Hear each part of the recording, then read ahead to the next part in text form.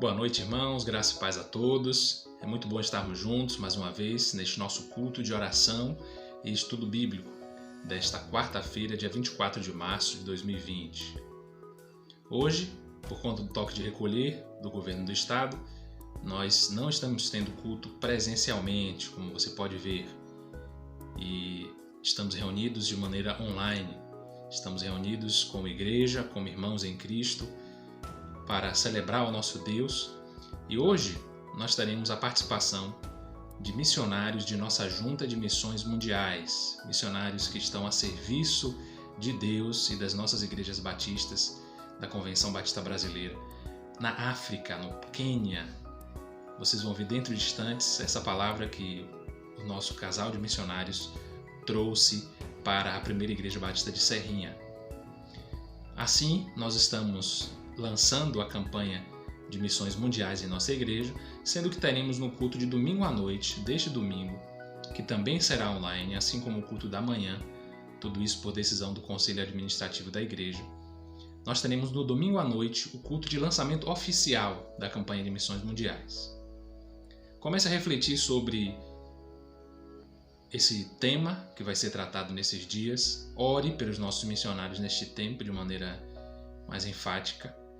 E ore a respeito também da oferta especial que você e eu vamos dar para missões mundiais. Essa é uma campanha, ou seja, um tempo em que nós concentramos esforços para levantar um recurso a fim de sustentar os obreiros no campo e a obra missionária ao redor do mundo, cumprindo o chamado, a grande comissão de Deus para nós, quando Jesus disse: vão por todo o mundo e preguem o evangelho a toda criatura. Eu queria então agradecer a Deus por sua vida, meu irmão, minha irmã que está participando deste culto, e nós vamos assistir uma canção dentro de instantes que trata desse tema da salvação de Deus.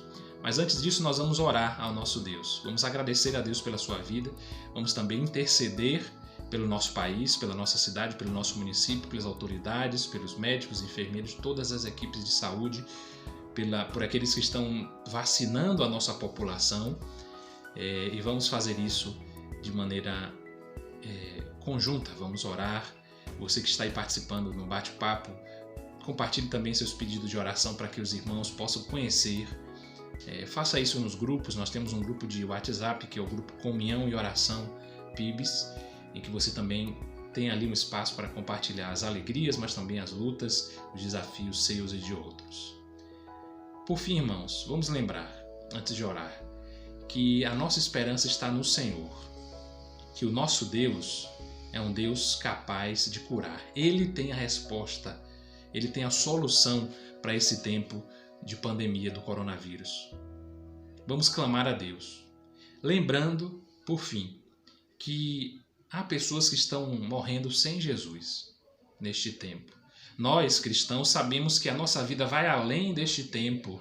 Nós sabemos que o nosso momento aqui é passageiro, cheio de aflições e de lutas e de enfermidades também. Mas nós sabemos que temos a vida eterna. Mas nós temos pessoas que estão partindo para a eternidade sem conhecer Jesus. Então vamos orar a respeito disso, compartilhar o amor, a esperança, ajudar quem precisa, fazendo isso com o propósito expresso de nossas palavras e ações, de que as pessoas conheçam a Jesus, o Salvador, aquele que dá vida eterna. Esse tempo que vivemos aqui é apenas uma parte de nossa existência. Deus abençoe você. Vamos orar.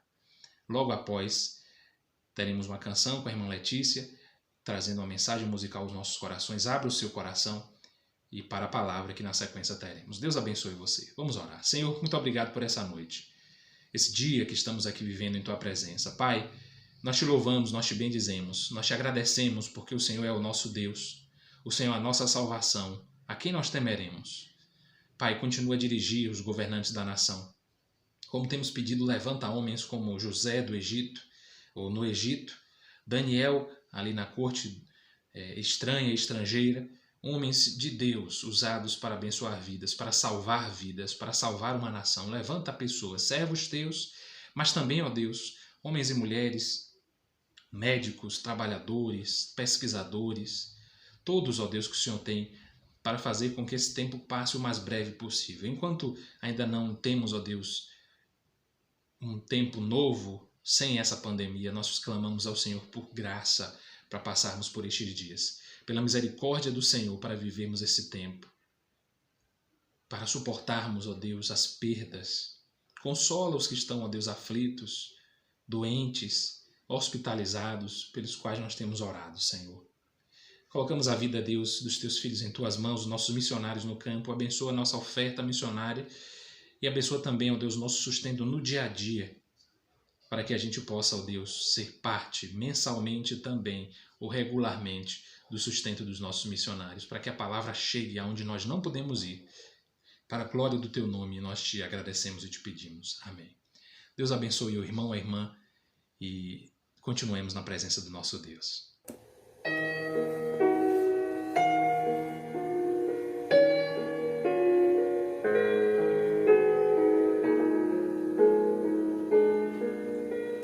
Longe vai o tempo em que devíamos pregar, mas do que depressa deve nossa voz falar.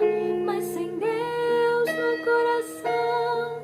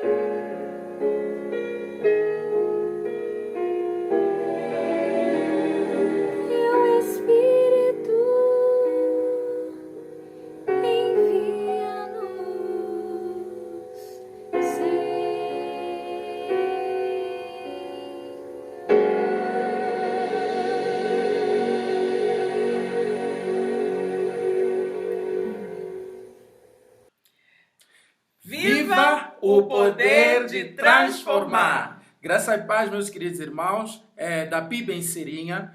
Eu sou Edio Lucas Tupula, sou moçambicano, casado com essa linda mulher. Essa é a minha frase predileta, eu gosto de dizer isso. Pois ela é um presente de Deus para mim, sim, eu amo tanto ela, Jaqueline. E junto nós somos missionários da Junta de Missões Mundiais, atualmente servindo aqui em Quênia.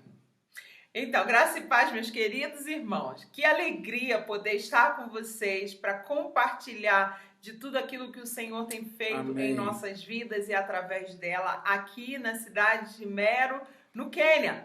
Antes nós estivemos em Moçambique por 7 anos e a gente vai compartilhar isso com vocês. São tantos desafios que o Senhor tem colocado em nossa vida, mas também é tanta motivação que Ele coloca que a gente só pode dizer, como a palavra de Deus diz, a alegria do Senhor é a nossa força. Mas antes da gente começar, a gente vai compartilhar uma canção com vocês. Vamos louvar com vocês. E essa canção está em Xangana, que é a língua materna do Edio lá em Moçambique. E essa música diz que o nosso Deus, ele é o princípio, o meio e o fim. E na segunda parte ela diz que eu quero o Senhor mais e mais, eu quero conhecer mais de ti. Então vamos lá louvar ao Senhor? Yesu iye na wa masungulu, iye na wa magamu, Yesu iye alfa na omega. Yesu iye na wa masungulu, iye na wa magamu, Yesu iye alfa na omega. Yesu mina zilava wena masiku inkwayo. Yesu mina zilava wena masiku inkwayo. Amém! É bem simples a canção, mas ela fala muito, porque nós queremos conhecer mais o Senhor, para levar a mensagem Amém. dele àqueles que nos conhecem. E nós estamos atualmente em Quênia, depois de ter estado por um período lá em Moçambique. Quênia ainda é um dos países aqui na África, ela está na África Oriental, e nós estamos numa cidade chamada Meru, que fica ao leste do país, Quênia neste caso. E este é o lugar que Deus nos chamou para vir fazer o trabalho de revitalização e implantação de igreja. A língua oficial falada aqui em Quênia é o inglês, mas também tem o Kiswahili como a língua oficial. O Kiswahili é uma das línguas maternas que o país tem, pois aqui em Quênia nós temos 42 tribos ao longo do território nacional. E é uma alegria muito grande poder estar aqui para poder servir a Deus, ser esse instrumento nas mãos de Deus para poder transformar vidas. Bom, nós chegamos aqui em Quênia, foi no ano passado, já temos um ano agora aqui em Quênia, alguns meses, 9 meses aqui na cidade de Meru. Nós chegamos exatamente quando a pandemia ela estava a iniciar. Não diferente do que está acontecendo em todo o mundo, sobre as dificuldades, tudo aquilo que a pandemia nos impôs, nós também enfrentamos desse lugar, desse lado de cá. E quando nós chegamos, ficamos por uns 3 meses na cidade capital, que é Nairobi, ainda coordenando, né, junto com a convenção, porque nós estamos aqui através da convenção queniana, batista queniana, que nos pôs em contato com os líderes da região de Meru, onde nós estamos.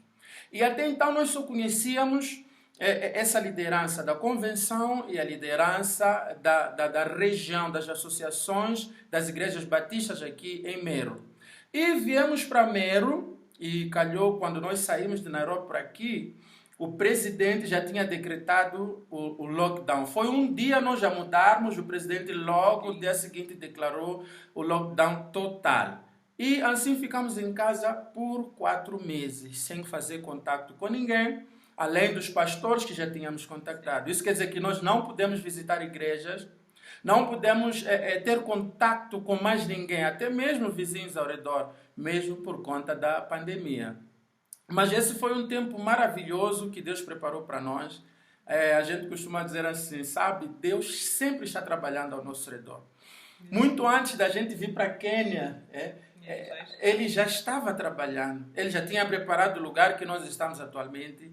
Ele já tinha preparado, né, todos aqueles que nós primeiramente estivemos em contato com ele. Então, ele é maravilhoso. E esse tempo de 4 meses dentro de casa foi o tempo que a gente teve para poder buscar mais de Deus em relação à sua vontade. Porque nós chegamos aqui e viemos com um propósito. Então nós queríamos que ele clarificasse ainda mais. E a nossa oração foi a seguinte: Senhor, quando reabrir, pedimos que o Senhor nos direcione ao lugar onde o Senhor quer que a gente faça a tua obra. Porque é a tua obra, nós estamos aqui como instrumentos teus para poder fazer a tua vontade. E quando reabriu, nós começamos a visitar. Meus irmãos, nós visitamos muitas igrejas, mas tantas igrejas. Mas 2 igrejas Deus colocou assim algo tão forte nos nossos corações. Ele confirmou a sua vontade à medida que a gente foi caminhando. E a igreja de Muladankari e a igreja de Ngarendare. São 2 lugares totalmente distantes um do outro e do lugar onde nós estamos morando atualmente. A igreja de Ngaridari é uma igreja que está, para você chegar, acessar esse local em Ngarendari, você passa sob a reserva ecológica que temos aqui, o Parque Nacional Queniano, aqui em Meru. Então você pode encontrar girafas passando do seu lado, você indo lá à igreja, ao lugar, à vila de Ngaridari, você pode ter esse contato com os animais, é um presente de Deus esse, né? E a igreja lá é uma igreja pequena, um lugar, não tem muitas igrejas, né, evangélicas. A gente conhece, são umas 4 igrejas, além da igreja batista, que está naquele lugar. E o pastor da igreja lá é uma pessoa muito boa, excelente, gente boa. Conseguimos fazer contato com ele nas conversas que fomos tendo, a convivência pouca que a gente tem nesse curto espaço de tempo, 1 ano. Ele faz um trabalho assim, excelente com crianças, né?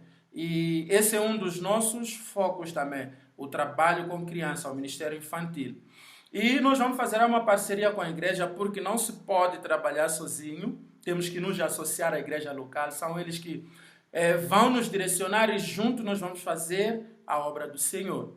Mas o que nos traz exatamente naquele lugar de Ngaridá foi a vontade de Deus, porque Deus nos mostrou um lugar distante de Ngaridari, que é um lugar novo, onde as pessoas estão começando a ir para lá. Muita gente está mudando para aquele lugar. Então, lá não tem presença de igreja, meus irmãos. Eu estou a falar, não tem presença de nenhuma igreja naquele lugar. Então, aquele lugar Deus nos mostrou e lá nós vamos plantar uma igreja naquele lugar.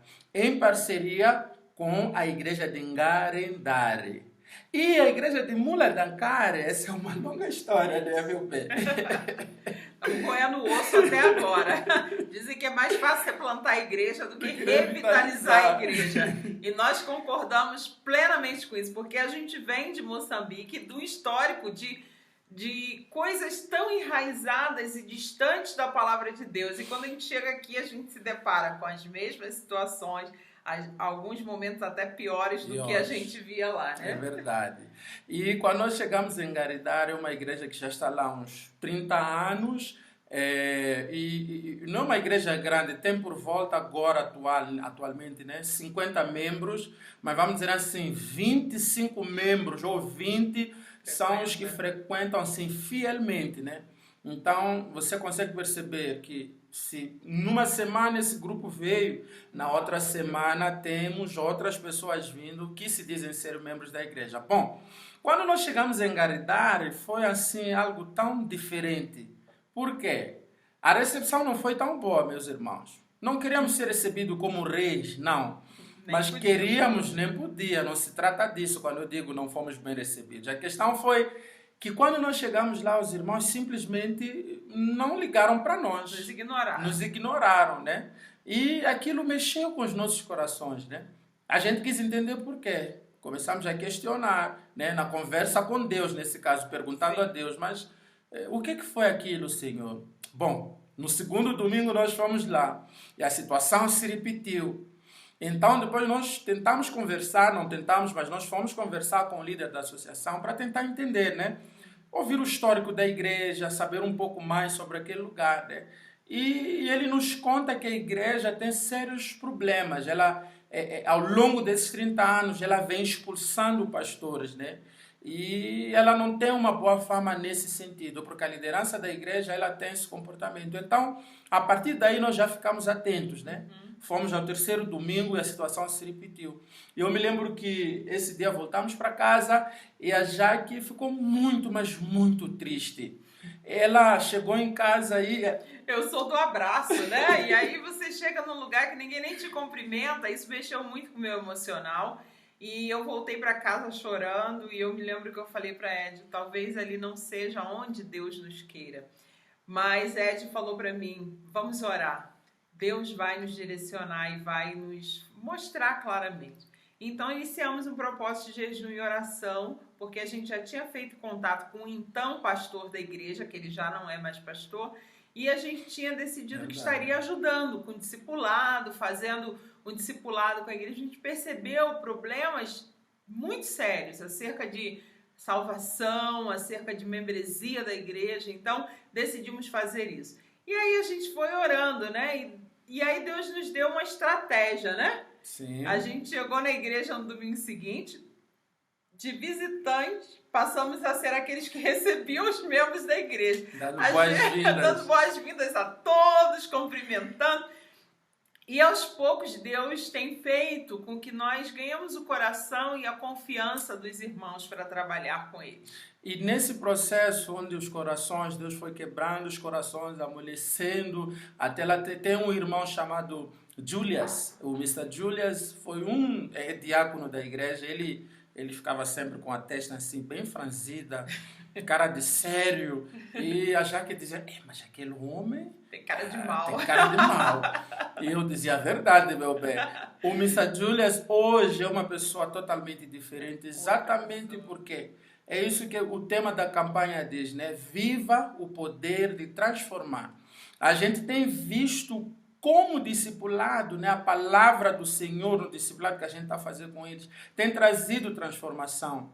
E os corações deles hoje estão tão amolecidos que eles mesmos se aproximaram para nós e disseram, nós precisamos de ajuda. Né? E aconteceu uma coisa assim que nós também ficamos a pensar, mas por que isso está acontecendo? Foi logo depois do jejum que nós fizemos. O atual pastor, né, foi um domingo que nós fomos na igreja lá, eles tiveram uma reunião, nós não participamos de nenhuma reunião, até então nós só estávamos ajudando com o discipulado e trazendo a palavra em alguns dias que nos eram permitidos. E depois disso, o que aconteceu da reunião?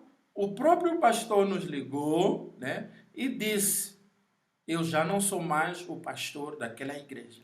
Na reunião de hoje eu decidi que não quero mais continuar. Jesus amado, aquilo foi um choque para nós, porque nós automaticamente nos lembramos daquilo que o líder da associação, né, aqui nessa região nos falou sobre a fama da igreja. E nós percebemos, Jesus, 30 anos, agora isso se repete mais uma vez.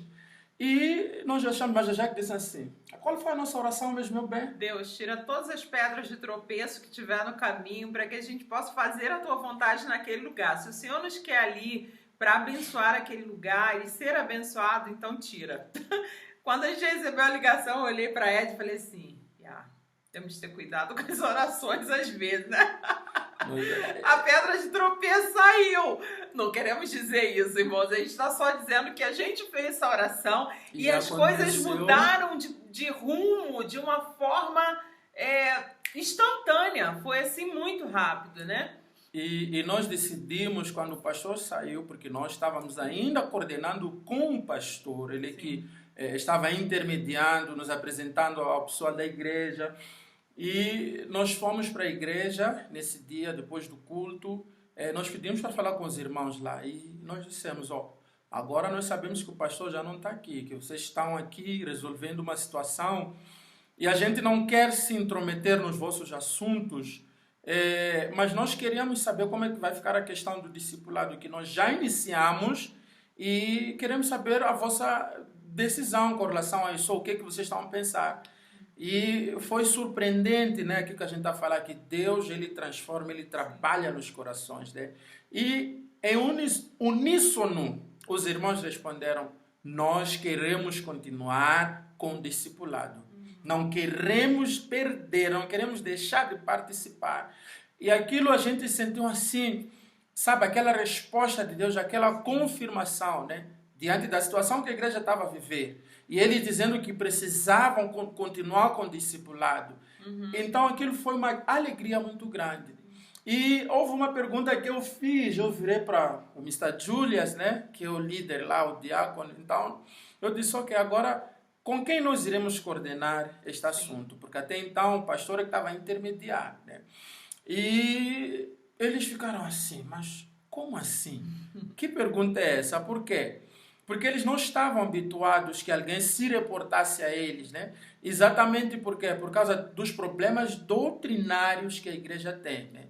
Essa questão da membresia, meus irmãos, eles pagam, são 100 Kenya shillings, que é a moeda daqui de Quênia, por mês. E depois eles são dados um cartãozinho que diz que ele é um membro da igreja, ou ele é um membro da igreja. Então, esse valor e o cartão habilita a pessoa a ser membro da igreja. E quando nós ouvimos isso, a gente pediu direção de Deus: Senhor, por favor, nos ajude. Como falar, exatamente. como lidar com o assunto, né? Então, nós começamos a procurar entender qual era o motivo, a raiz daquela concepção e o porquê que eles implementavam aquilo com a maior naturalidade, né? E conversando, tentando entender sem questionar, uma das respostas que nós tivemos foi que eles faziam aquilo porque pensavam em ajudar os membros da igreja. Era um valor que eles, ao contribuírem, serviria para quê? Ao caso de necessidade, alguém faleceu na família do membro, né?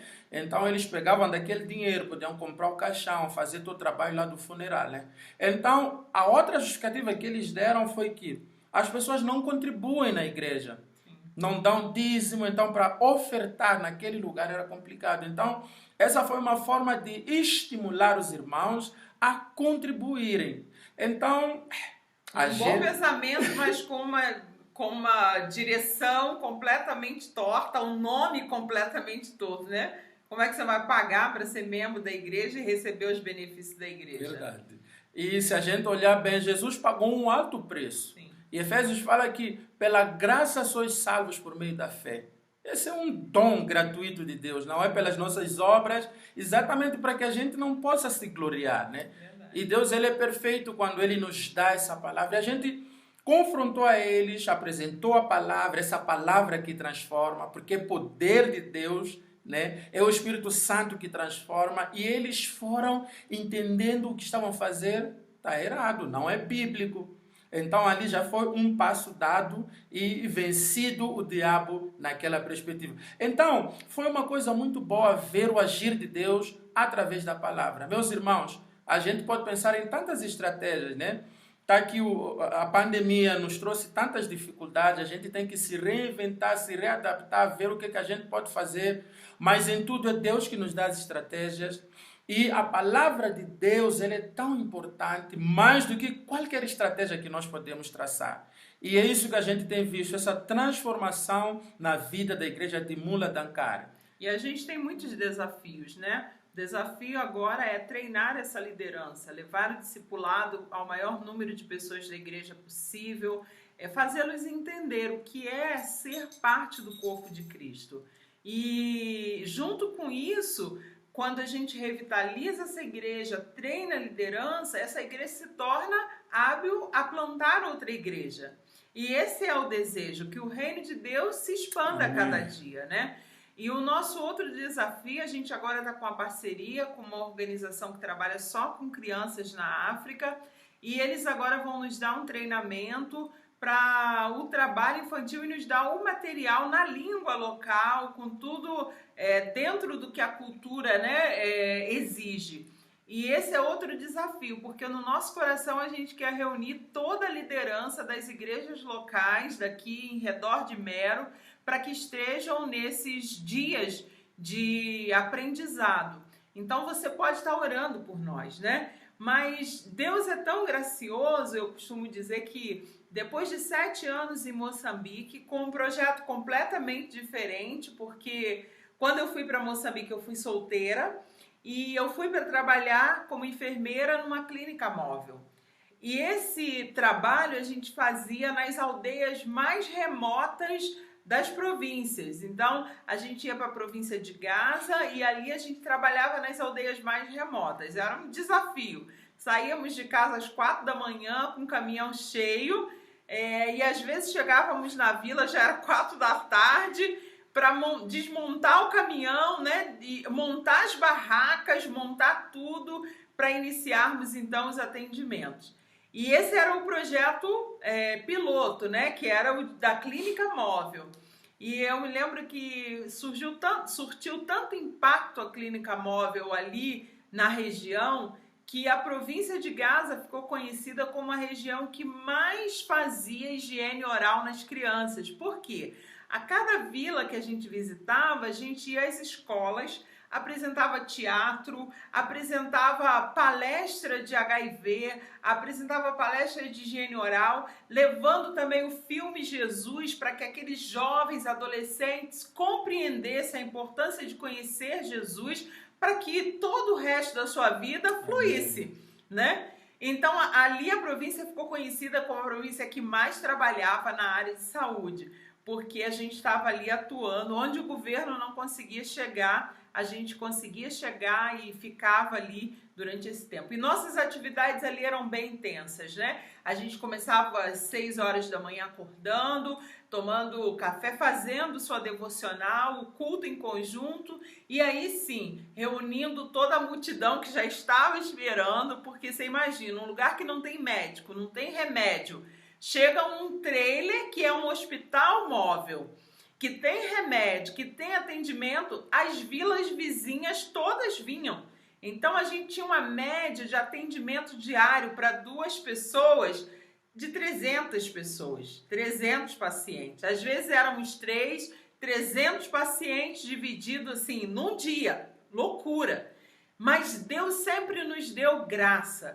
E aí, a gente costuma dizer assim, que todo mundo que entrava no consultório ouvia de Jesus. Quando ele saía do consultório, ele ia para o banquinho da verdade, onde tinha alguém do projeto apresentando o plano de salvação, aquele cubo com o plano de salvação para as pessoas na língua materna dela. Então, isso surtiu um grande efeito, um grande impacto naquele lugar. E aí, por algum motivo que estava fora da nossa alçada, o convênio com o Ministério da Saúde foi encerrado e a gente teve que retornar para Maputo, que é a capital, onde era a nossa casa, para então pensar o que Deus ia nos direcionar. E eu me lembro que foram 6 meses que eu chorava todos os dias. Eu sou muito agitada, né? Sou muito elétrica e tal.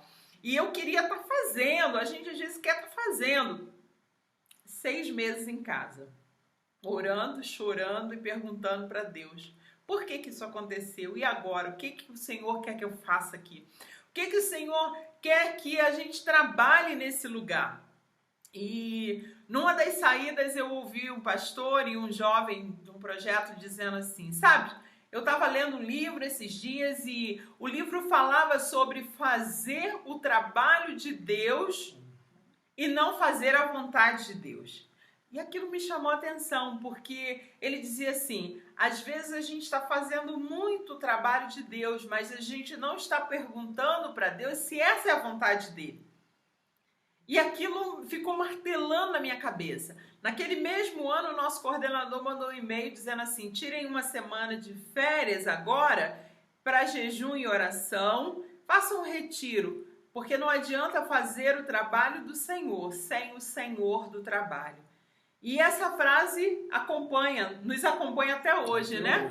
Não adianta você fazer o trabalho do Senhor sem o Senhor do trabalho. E a gente é meio ativista às vezes, né?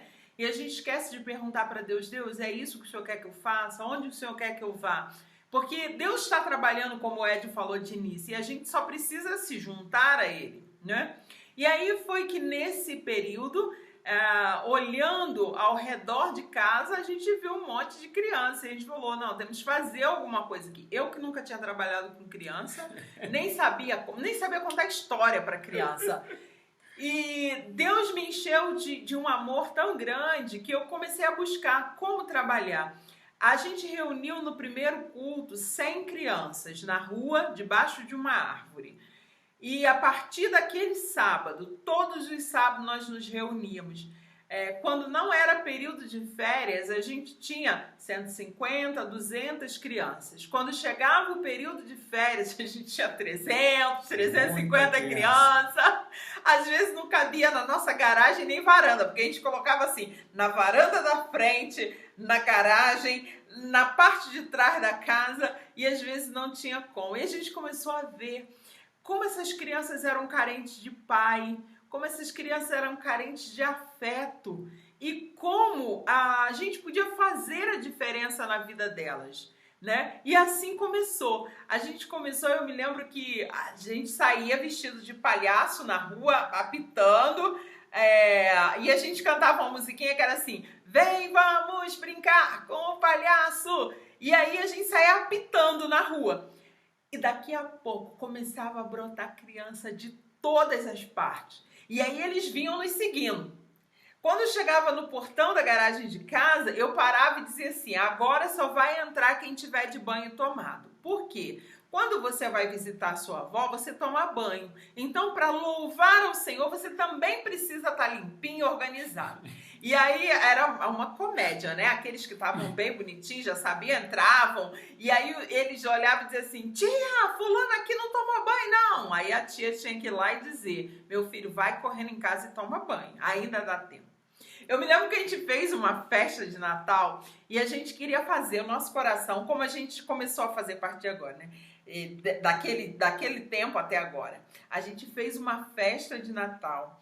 E aí eu falei, a gente vai pedir aos irmãos no Brasil para nos ajudar com ofertas, para a gente comprar almoço para 3 dias de EBF, para a gente comprar lembrancinha, para a gente fazer um bolo bem grande. A gente imaginava um monte de coisa, a gente queria enfeitar a rua, a nossa garagem, e assim a gente fez. E eu me lembro que no sábado, quando foi o dia que estava mais cheio o lugar, tinha mais de 300 crianças, a gente arrumou um espaço grande numa garagem de alguém lá da rua que nos cedeu o quintal. E a gente, o que fez? Ok, a gente vai atender as crianças que a gente sempre atende no projeto, né? Que a gente sabe que vem, que frequenta, que está aqui todo sábado. E aí a gente pegou todas essas crianças, colocamos para dentro dessa garagem.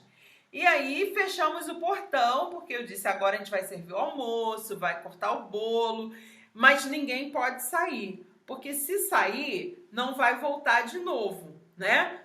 Você saiu, tá igual lá na parábola das 10 virgens, né?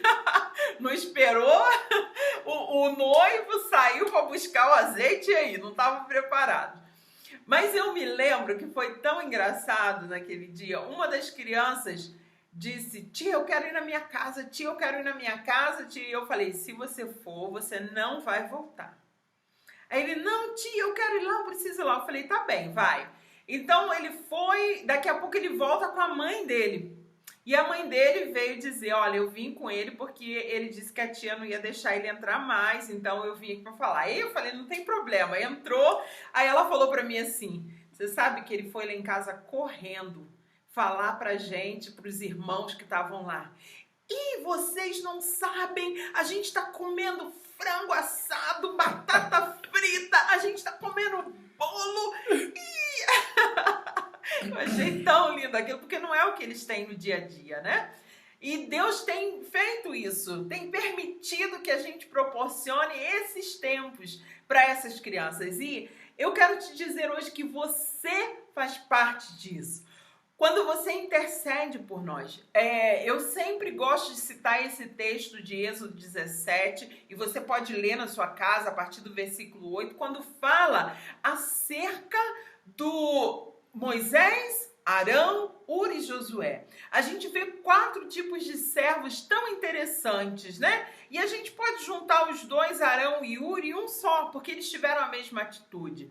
Então, os amalequitas estavam vindo para a guerra, e aí Moisés chama Josué e diz para ele: reúne homens e sai para a batalha. Então Josué obedece e ele vai para a linha de frente da batalha com os homens. E aí Moisés diz assim: mas você não vai sozinho, porque eu vou subir no cume do alteiro e ali eu vou estar intercedendo. Olha que lindo!